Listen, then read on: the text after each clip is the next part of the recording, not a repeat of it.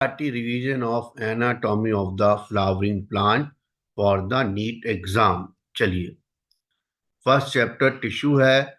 NCERT में tissue हटा दिया है नई एनसीईआरटी में, लेकिन आपको पुरानी एनसीईआरटी के हिसाब से ये पढ़ना है। पहला तो मेरिस्टेमेटिक टिश्यू की डेफिनेशन जो दी है, इसको पढ़ना है। स्पेशलाइज्ड रीजन में पाई जाती है, एक्टिव सेल डिवीजन होता है। ये वाला डायग्राम इंपॉर्टेंट है। Leaf primordia, shoot apical, meristem वाला डायग्राम इंपॉर्टेंट है। नेक्स्ट पेज पे आइए, है ना। ये बोला है during the formation of leaves, elongation of the stem, some cells are left behind, form the axillary bud. ये इंपॉर्टेंट है। Axillary bud shoot apical meristem का पार्ट है। ये प्राइमरी मेरिस्टेम में आता है, और एक्सिलरी बड से जो होती है ब्रांच और फ्लावर्स बनते हैं। ये इंपॉर्टेंट है। इंटरकेली मेरिस्टेम किसको बोलते हैं? जो बिटवीन द मैच्योर टिश्यूज होती है ना। और ये ग्रासेस को रीजनरेट करने में काम आती है। ये भी अपाइकल मेरिस्टेम और प्राइमरी मेरिस्टेम का पार्ट है। ये इंपॉर्टेंट है। इंटरकेली मेरिस्टेम प्राइमरी मेरिस्टेम का पार्ट है। नीचे आइए, सेकेंडरी और लेटरल मेरिस्टेम के एग्जाम्पल। ये सिलिंड्रिकल होता है। Fascicular vesicular cambium, interfascicular cambium, cork cambium इसके एग्जाम्पल हैं, ये जरूर पढ़िएगा। नेक्स्ट पेज पे आइए, परमानेंट टिश्यू की डेफिनेशन देखिएगा, इंपॉर्टेंट है। परमानेंट टिश्यू जनरली क्या होते हैं? आइसोडायमेट्रिक होते हैं। स्टेटमेंट में आ सकता है। इसका main function photosynthesis, storage and secretion है। ये वाला डायग्राम इंपॉर्टेंट ही है। कोलेनकाइमा का डायग्राम इंपॉर्टेंट है। इसके कॉर्नर जो होते हैं थिकन्ड होते हैं। नेक्स्ट पेज पे आइए, कोलेनकाइमा होमोजीनियस लेयर है। डाइकॉट प्लांट्स में पाई जाती है, मोनोकॉट प्लांट्स में नहीं पाई जाती। Most of the dicot plant में पाई जाती है, ध्यान रखिएगा, है ना। इसकी सेल वॉल में तीन चीज मिलती है, सेलुलोज, हेमी सेलुलोज और पैक्टिन। इंपॉर्टेंट है ना। इंटरसेलुलर स्पेस अब्सेंट होते हैं।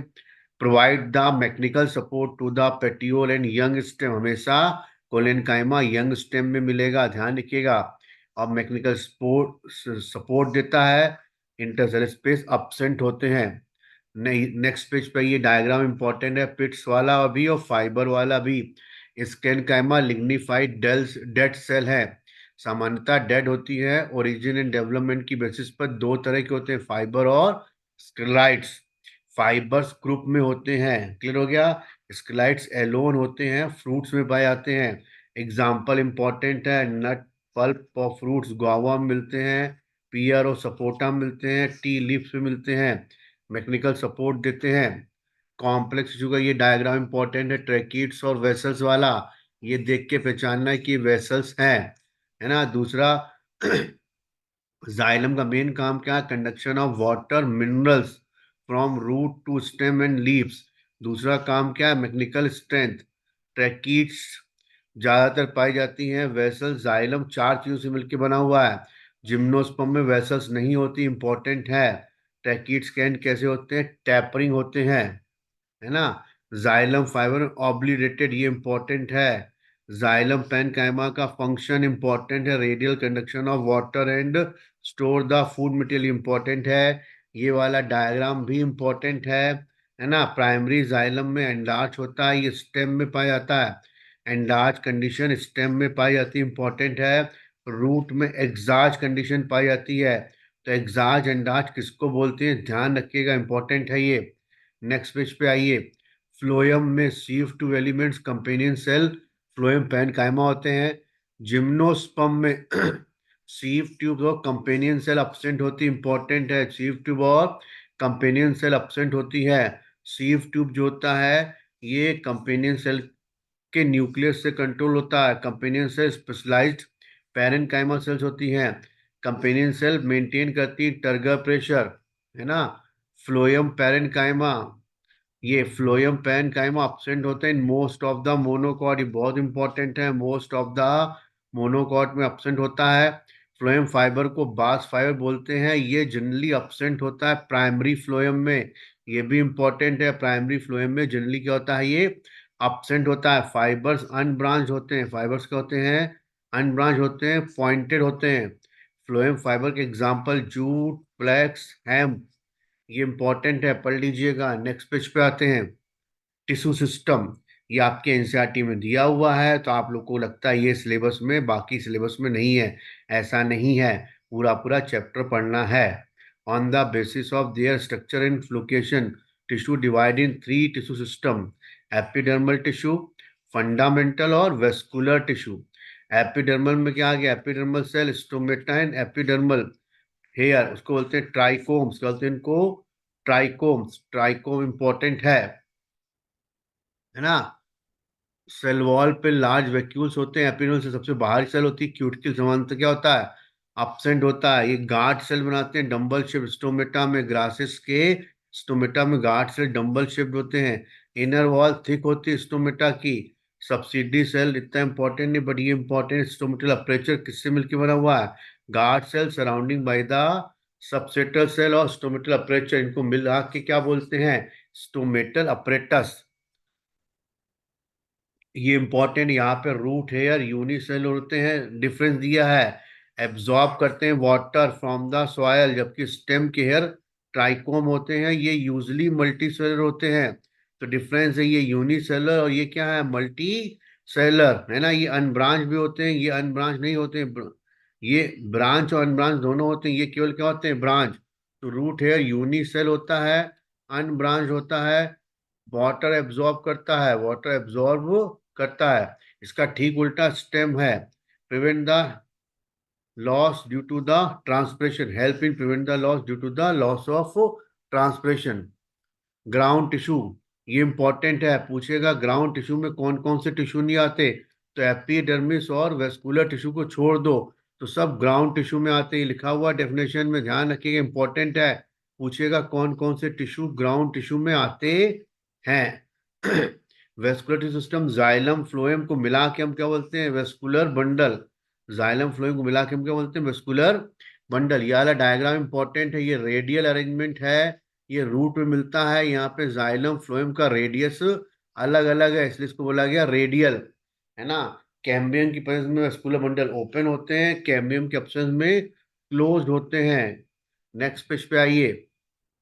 रेडियल बता दिया आपको, रूट में हमेशा क्या मिलेगा? रेडियल। रूट में क्या मिलेगा? हमेशा radial. Vascular bundles are common in stem and leaf, leaf में और स्टेम में वेस्कुलर बंडल कॉमन होते हैं।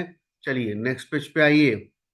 डायकॉट रूट का डायग्राम इंपॉर्टेंट है, डायग्राम को ध्यान से देखिए। यहाँ पे रूट हेयर हो गया, यूनिसेल हो गया, कॉर्टेक्स, एंडोडर्मिस, ये सब इंपॉर्टेंट है डायग्राम में। कैस्पियन स्ट्रिप पाई जाती है, वाला पॉइंट इंपॉर्टेंट है। कैस्पियन स्ट्रिप टेंजेनियल वॉल पे, रेडियल वॉल पे पाई जाती है एंडोडर्मिस की, और सुबेरिन की बनी होती है, तो ये वाला पॉइंट इंपॉर्टेंट है। पेरीसाइकिल, लेटरल रूट्स हमेशा कहाँ से निकलती है? पेरीसाइकिल से निकलती है, ये भी इंपॉर्टेंट है, ध्यान रखिएगा। कैस्पियन स्ट्रिप इंपॉर्टेंट है, बैरल शेप्ड एंडोडर्मिस पर अरेंज होती है Caspian strip. Pericycle point important है ना। नेक्स्ट पेज पे आइए। All tissue inside the endodermis बोलते हैं स्टील, स्टील इंपॉर्टेंट है। ये मोनोकॉट रूट का डायग्राम है, यहाँ पे रूट हेयर कम है, ध्यान रखना। उधर रूट हेयर क्या थे? ज्यादा थे, यहाँ रूट हेयर क्या है? ज्यादा है। डायकॉट में, मोनोकॉट में जाइलम ज्यादा है, मोनोकॉट में जाइलम ज्यादा होते हैं, डायकॉट में जाइलम कम होते हैं। मोनोकॉट रूट और स्टेम दोनों बहुत इंपॉर्टेंट है। मोनोकॉट रूट और स्टेम दोनों बहुत इंपॉर्टेंट है। मोनोकॉट का पिथ और जाइलम दोनों बहुत इंपॉर्टेंट है। आप तो मोनोकॉट रूट और स्टेम को अच्छे से पढ़िएगा, खास तौर से मोनोकॉट स्टेम को बहुत अच्छे से पढ़िएगा। ये आगे अपन डायकॉट स्टेम में ट्राइकोम्स होंगे। हाइपोडर्मिस डायकॉट की कोलिनकाइमा की बनी होती है ना। इसकी एंडोडर्मिस को स्टार्च शीट बोलते हैं। पेरीसाइकल, जिसका पेरीसाइकल होता है उसमें सेमी लूनर पैचेस मिलते हैं, ये इंपॉर्टेंट है। वेस्कुलर बंडल ओपन और एंडार्च होते हैं, ये हो गया मोनोकॉट का, सॉरी डायकॉट का। मोनोकॉट का ज्यादा इंपॉर्टेंट है। मोनोकॉट का ये पूरा पैरा बहुत इंपॉर्टेंट, ये जितनी लाइन मैंने अंडरलाइन करी इंपॉर्टेंट है, इसको डायग्राम से मिला मिला के पढ़िएगा। देखिए लिखा हुआ peripheral vascular bundle are generally smaller than the centrally located. देखो ये बाहर वाले छोटे हैं, अंदर वाले क्या हैं? बड़े हैं। ये सब वेस्कुलर बंडल है, इसके चारों तरफ बंडल शीट पाई गई है। ये भी लिखा होगा। द फ्लोएम पेरेन्काइमा अपसेंट होता है, मोनोकॉट पीछे बताया था। ये बहुत इंपॉर्टेंट है। वाटर कंटेनिंग कैविटी, ये पूरा पैरा बहुत इंपॉर्टेंट, अच्छे से पढ़िएगा, वेरी वेरी इंपॉर्टेंट है ये पूरा पूरा पैरा। नेक्स्ट पेज पे आइए।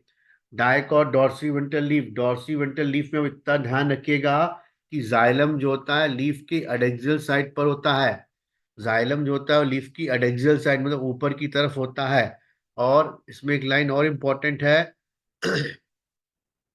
जो अबेक्सियल एपिडर्मिस में ज्यादा स्टोमेटा होते हैं, जाइलम हमेशा कहाँ होता है, ऊपर की तरफ होता है। अगले पेज पे आते हैं, हाँ ये लाइन इंपॉर्टेंट है।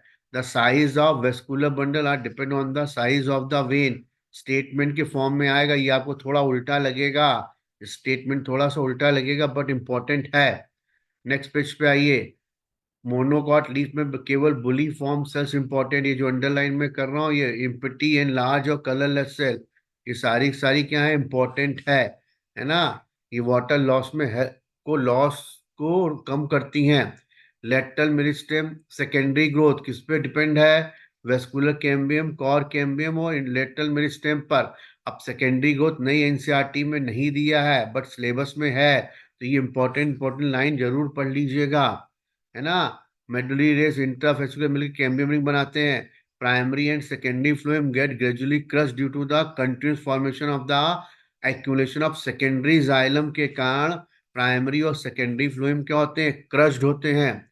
नेक्स्ट पेज पे स्प्रिंग वुड और ऑटम वुड वाला ये पैरा बहुत इंपॉर्टेंट है। ये जितनी मैंने लाइन पढ़ी है, लिखी है, अंडरलाइन करी है, इनको आप ढंग से पढ़िएगा। इसमें डिफरेंस इंपॉर्टेंट है स्प्रिंग वुड और ऑटम वुड। स्प्रिंग वुड को अर्ली वुड कहते हैं, ये लाइट इन कलर की होती हैं, लोअर डेंसिटी होती है, ठीक है ना, वाटर कंडक्शन अच्छे से करती हैं। जबकि ऑटम वुड अलग होती है, इसी को मिला के हम क्या बोलते हैं, एनुअल रिंग। जितनी नॉट यूनिफॉर्म होती है टेम्परेट रीजन में, जबकि ट्रॉपिकल रीजन में यूनिफॉर्म होती है, तो पैरा पूरा इंपॉर्टेंट है। नेक्स्ट पेज पे आइए। हार्डवुड और सैपवुड में डिफरेंस देख लीजिएगा, ये भी इंपॉर्टेंट है। Hardwood does not conduct the water, sapwood conduct the water. बाकी इसका वीडियो सेकेंडरी ग्रोथ में पड़ा हुआ है। कॉर कैम्बियम है ना, इसमें फैलोजन इंपॉर्टेंट है। फैलोजन, फैलम और फैलोडम को मिला के हम क्या बोलते हैं, पेरीडम। ये बहुत इंपॉर्टेंट है। नेक्स्ट पेज पे आइए। लेंटिसेल इंपॉर्टेंट है, बार की डेफिनेशन इंपॉर्टेंट है। लेंटिसेल इंपॉर्टेंट है, बार की डेफिनेशन इंपॉर्टेंट है। ये दिया हुआ लेंटिसेल, ये इंपॉर्टेंट है। इसमें केवल इतना ही इंपॉर्टेंट है रूट वाले में, बाकी एनाटॉमिक खत्म। ओके।